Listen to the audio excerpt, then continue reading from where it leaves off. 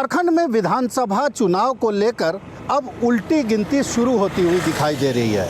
सोमवार को सुबह हवाई अड्डे पर देश के मुख्य चुनाव आयुक्त की अगुवाई में एक टीम झारखंड के 2 दिवसीय दौरे पर पहुंचे।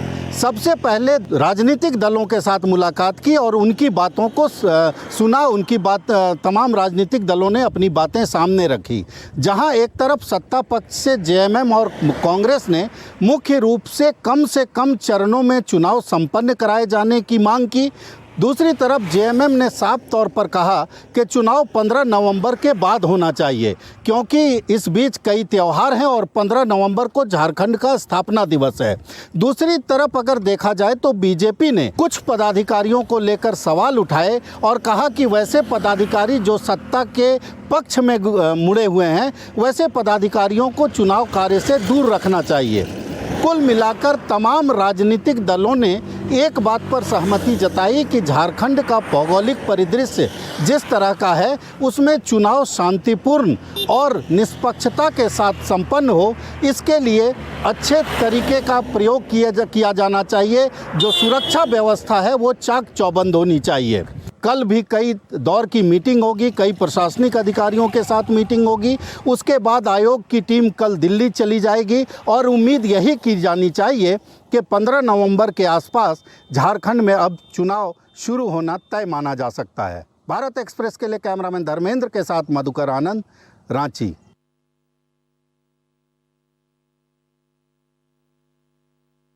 छत्तीसगढ़ कांग्रेस भाजपा सरकार के पहले ही साल में आक्रामक मोड पे नजर आ रही है। लगातार कांग्रेस सरकार के खिलाफ प्रदर्शन तो कर ही रही है, लेकिन अब कांग्रेस ने एक बड़ा ऐलान किया है। कांग्रेस ने ऐलान किया है कि वो 27 सितंबर से 2 अक्टूबर तक न्याय यात्रा निकालेगी। कांग्रेस का ये कहना है कि प्रदेश में लॉ एंड ऑर्डर की जो व्यवस्था है वो भंग है, कानून व्यवस्था पूरी तरह से भंग है, लगातार अपराध हो रहे हैं और इसके विरोध में कांग्रेस ने न्याय यात्रा निकालने का निर्णय लिया है। पीसीसी चीफ दीपक बैज और नेता प्रतिपक्ष डॉक्टर चरणदास महंत ने बाकायदा प्रेस कॉन्फ्रेंस लेके ये ऐलान किया है कि वो 27 सितंबर से 2 अक्टूबर तक न्याय यात्रा निकालेंगे। 6 दिन में ये न्याय यात्रा 125 किलोमीटर का सफर तय करेगी। गिरौदपुरी, जो कि बाबा घासीदास जी का स्थान है, वहां से ये यात्रा शुरू होगी और 2 अक्टूबर को रायपुर में पहुंचकर एक बड़ी आम सभा में बदल जाएगी। गांधी मैदान में कांग्रेस 2 अक्टूबर को इस न्याय यात्रा के समापन पर एक बड़ी आम सभा करेगी और कहीं ना कहीं सरकार को चेताने का काम कांग्रेस ने किया है इस ऐलान के जरिए। हालांकि बड़ा अभियान कांग्रेस का साबित होगा, ऐसा कांग्रेस का मानना है, क्योंकि 6 दिनों तक वो गिरौदपुरी से रायपुर पहुंचने के दौरान कई शहरों से इस न्याय यात्रा को निकालेंगे और कहीं ना कहीं अपने पक्ष में माहौल बनाने की कोशिश भी करेंगे। क्योंकि ये सभी जानते हैं कि आने वाला समय बहुत महत्वपूर्ण है पॉलिटिकल पार्टीज के लिए। छत्तीसगढ़ में नगरीय निकाय चुनाव होने, लोकल इलेक्शंस होने, नगर निगम के, पंचायत के, उसमें ये एक बहुत महत्वपूर्ण भूमिका अदा करेगी। कांग्रेस को ऐसा लगता है कोई भी घटना छत्तीसगढ़ में घट रही है बड़ी, तो क्विक एक्शन सरकार लेती नजर आ रही है। कवर्धा के मामले में भी सरकार ने एसपी कलेक्टर को बदला है, पूरा थाना ही वहां पर 28 पुलिस कर्मियों का तबादला करके पूरे थाने के ही स्टाफ को बदला है। लेकिन फिर भी कांग्रेस को एक मौका मिला है तो कांग्रेस उसको भुनाने की कोशिश कर रही है। कैमरामैन अशोक के साथ प्रियंका कौशल, भारत एक्सप्रेस, रायपुर।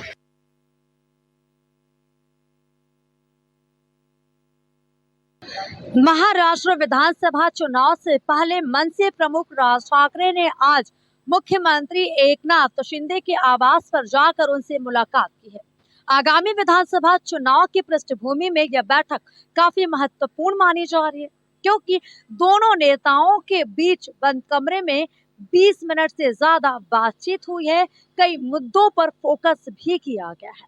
अब ऐसे में कयास ये लगाया जा रहा है कि क्या राज ठाकरे एक बार फिर महायुति को अपना समर्थन देंगे, क्योंकि कुछ समय पहले ही राज ठाकरे ने कहा था कि इस बार विधानसभा चुनाव वो खुद के दम पर लड़ेंगे, अकेले लड़ेंगे, किसी भी पार्टी से गठबंधन नहीं करेंगे। लेकिन जिस तरीके से आज राज ठाकरे ने आनन फानन में मुख्यमंत्री एकनाथ शिंदे से मुलाकात किया है, उसके बाद कई अटकलें लगाए जा रहे हैं।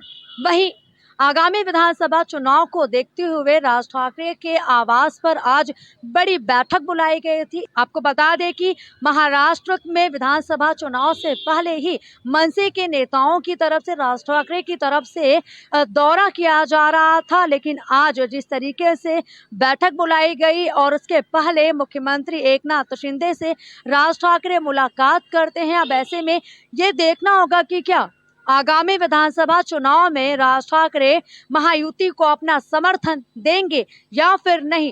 कैमरामैन बाला के साथ में आंचल तिवारी, भारत एक्सप्रेस।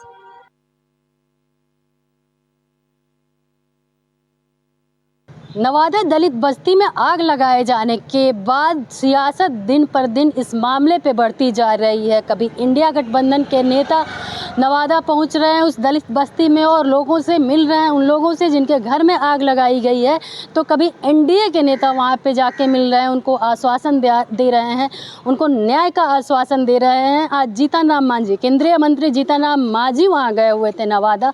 उन्होंने उन लोगों से मिला, उन गरीब लोग, उन बस्ती में जिनके घरों में आग लगाया गया था, उनसे मिलने के बाद उन्होंने मीडिया से बातचीत में कहा कि अगर पूरे बिहार में देखा जाए तो ऐसे मामले जो सामने आ रहे हैं तो उन मामलों में अधिक से अधिक हाथ आरजेडी के लोगों का देखा जा रहा है। इसके पीछे तर्क ये दिया उन्होंने, जीतन राम मांझी ने, कि ज़मीन का दाम बढ़ते जा रहा है और भू माफिया जो हैं इससे परेशान है, इसको लेकर के इसमें ज़्यादा इंटरफेयर कर रहे हैं और इस तरह का मामला सामने आ रहा है। तो कहीं ना कहीं जीतन राम मांझी डायरेक्ट आरजेडी के ऊपर, इसके पहले भी अपने एक्स पोस्ट पे आरजेडी के ऊपर आरोप लगाते हुए नजर आए। समीक्षा बैठक इस मामले को लेकर के नीतीश कुमार ने किया था, तो तेजस्वी यादव ने हमला करते हुए कहा कि जब नीतीश कुमार समीक्षा बैठक करते हैं तब उससे भी बड़ी घटना सामने आती है, तो इनके समीक्षा बैठक का कोई मतलब नहीं है। तो इंडिया और एनडीए के गठबंधन एक दूसरे के ऊपर आरोप लगाते हुए नजर आ रहे हैं। एक तरफ जहां ये मामला पूरा आरजेडी के तरफ, एनडीए के तरफ से फेंका जा रहा है, तो दूसरी तरफ इंडिया गठबंधन के जो नेता हैं वो नीतीश कुमार का कुशासन बता रहे हैं कि नीतीश कुमार बिहार में किस तरह से फेल हो गए हैं। अब देखने वाली बात है कि जीतन राम मांझी के इस बयान पे आरजेडी क्या जवाब देती है। पटना से भारत एक्सप्रेस के लिए ज्योति।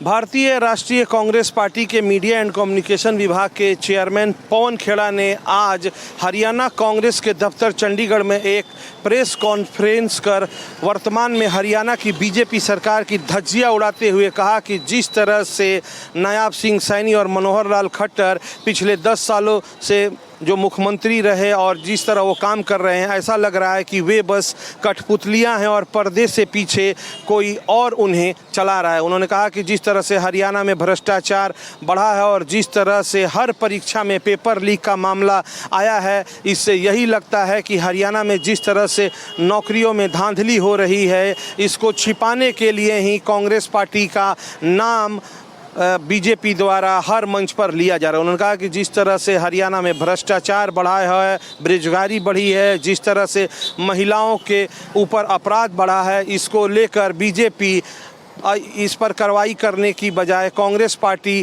का नाम बदनाम करने में लगी है। लेकिन हरियाणा की जनता इस विधानसभा चुनाव में बीजेपी को सबक सिखाएगी। उन्होंने कहा कि जिस तरह से शैलजा को लेकर और दलितों का अपमान करने की बात हरियाणा में बीजेपी कर रही है, यह बिल्कुल ही गलत है, क्योंकि बीजेपी ने मात्र एक अध्यक्ष अभी तक हरियाणा में दलित दिया है और उसके बाद अभी तक जो अध्यक्ष दिए गए हैं उसे भी बड़े ही बदसलूकी से बाहर किया गया है। जबकि हरियाणा में कांग्रेस पार्टी ने अब तक 5 दलित अध्यक्ष दिए हैं। उन्होंने कहा कि जिस तरह से आज हरियाणा में बीजेपी की सरकार में भ्रष्टाचार व्याप्त है और जनता त्राही त्राही कर रही है, आने वाले 5 अक्टूबर को जनता बीजेपी को हरियाणा प्रदेश से उखाड़ कर फेंकेगी और कांग्रेस पार्टी 65 से ज़्यादा सीटें जीतकर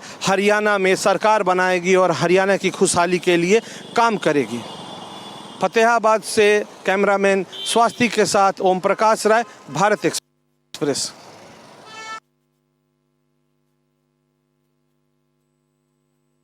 इंदौर में कैबिनेट मंत्री कैलाश विजयवर्गीय अपने विधानसभा क्षेत्र के भागीरथपुरा के वार्ड नंबर 35 में जब सदस्यता अभियान के लिए गए थे तो महिलाओं ने शिकायत की थी कि नशाखोरी से वे काफ़ी परेशान हैं, घर से निकलना भी दूभर हो गया है। तब कैलाश विजयवर्गीय ने यह घोषणा की थी कि 3 दिन के अंदर नशाखोरी करने वाले और नशा बेचने वाले यदि पुलिस ने पकड़कर क्षेत्र से बाहर नहीं किए या कोई कानूनी कार्रवाई नहीं की तो पुलिस के खिलाफ सख्त कार्रवाई करेंगे। बहनों के साथ छेड़छाड़ होती है, माता और बहनें ढंग से घूम नहीं सकती बाजार में, वो इसलिए नशा करने वाले लोग, नशा बेचने वाले लोग, उनको बिल्कुल बचाने की जरूरत नहीं। मैं चौकी पे निवेदन कर रहा हूँ, 3 दिन की समय दे रहा हूँ आपको, नहीं तो फिर हम सख्त कार्रवाई करेंगे इस विषय में।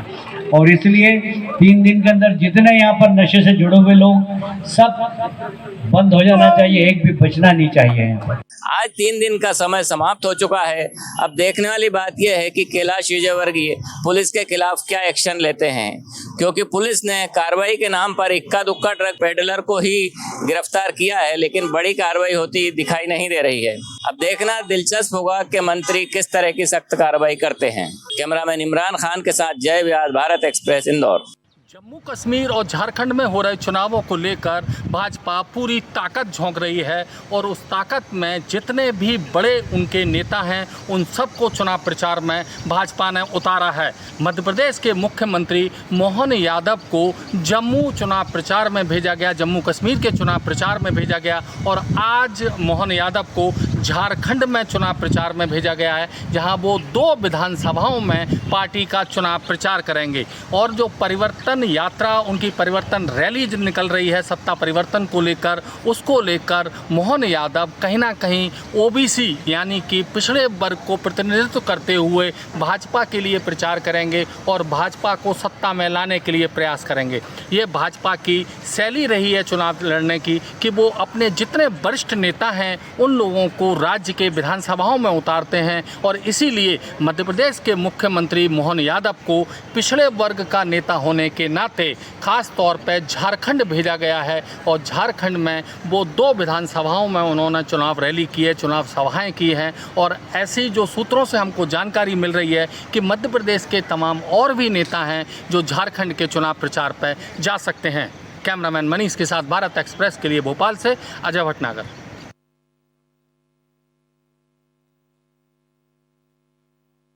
मिर्जापुर पहुंच सीएम योगी ने उपचुनाव का माहौल टटोला। इस दौरान मिर्जापुर में सीएम योगी ने 765 करोड़ की परियोजनाओं का लोकार्पण और शिलान्यास किया। इस दौरान एक बड़ी जनसभा को सीएम योगी ने संबोधित किया और बताया कि किस तरीके से भाजपा सरकार में न सिर्फ मिर्जापुर बल्कि पूरे उत्तर प्रदेश का विकास हुआ है और अपराधियों पर नकेल कसा गया है। इसके साथ साथ सीएम योगी जनप्रतिनिधियों के साथ बैठक किए, अधिकारियों के साथ बैठक किए और सीधा बिंदधाम पहुंचे। बिंदधाम पहुंच सीएम योगी ने नवरात्र के मद्देनज़र यहां मौजूद अधिकारियों से वार्ता की और नवरात्र की तैयारियों के बारे में जायजा लिया। सीएम योगी ने कहा कि इस बार का नवरात्र ऐतिहासिक होना चाहिए और कॉरिडोर में आने वाले यात्रियों को किसी भी तरह की असुविधा नहीं होनी चाहिए और श्रद्धालुओं के हर संभव ये प्रयास किया जाना चाहिए कि उन्हें हर सुविधाएं उपलब्ध कराई जाएं। इसके साथ साथ यहाँ बाकायदे टीन शेड और जर्मन वाल मेड हैंगर की भी व्यवस्था कराई गई। ये प्रयास किया जा रहा है कि जब श्रद्धालु बिंद कॉरिडोर में पहुँचे तो धूप से उनके पैरों में भी कोई समस्या न हो और इसके साथ साथ उन्हें हर सुविधाएं मिले। हालांकि अभी देखने वाली बात होगी कि जब मजमा उपचुनाव होता है तो परिणाम कैसा आता है। इसके साथ साथ बंद कॉरिडोर में जब श्रद्धालु नवरात्र में आते हैं तो उन्हें कितनी सुविधाएं प्रदान होती हैं। कैमरा पर्सन अभिनव के साथ राहुल पांडे, भारत एक्सप्रेस, मिर्जापुर। –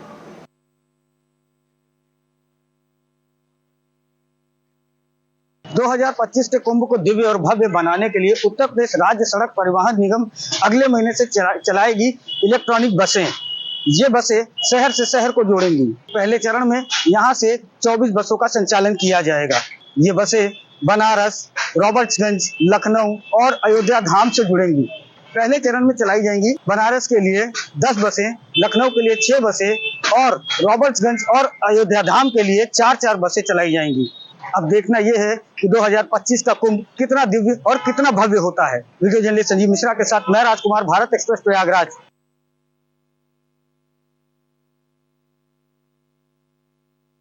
गुजरात में बाढ़ बारिश के बाद सीजनल बीमारियों ने कहर बरपाया है। सितंबर के अकेले 10 दिनों में 2650 डेंगू के मामले सामने आए हैं और 2150 करीब मलेरिया के मामले सामने आए हैं, लेकिन सर्वाधिक मामले डेंगू के नज़र आ रहे हैं। राज्य में प्रतिदिन करीब 250 के आसपास मामले दर्ज हो रहे हैं, जिनमें सर्वाधिक मामले डेंगू के नज़र आ रहे हैं। डेंगू से अब तक राज्य में 2 लोगों की मौत हो चुकी है, तो इनका इलाज करने वाले डॉक्टर भी डेंगू की चपेट में हैं। सूरत में एक पीजी में रहने वाली महिला डॉक्टर की कुछ दिन पहले डेंगू के कारण मौत हुई थी, तो अब अहमदाबाद के सिविल अस्पताल में करीब 68 स्वास्थ्य कर्मी डेंगू की चपेट में आए हैं, जिनमें से अलग अलग विभागों में काम करने वाले कर्मचारी हैं।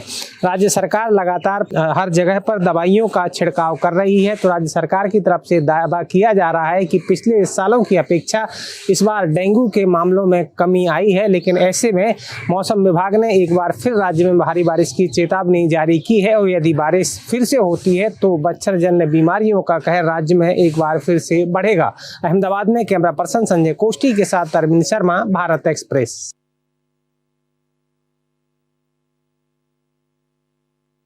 वाराणसी में गंगा के जल स्तर बढ़ने के कारण वरुणा का फ्लड प्रवाह हुआ, जिसकी वजह से करीब 10,000 की आबादी बाढ़ की चपेट में आ गई। हालांकि वाराणसी में अब गंगा का जल स्तर कम हो रहा है, लेकिन इसकी रफ्तार बहुत धीमी है, जिसकी वजह से वरुणा का पानी भी बहुत धीमी गति से कम हो रहा है।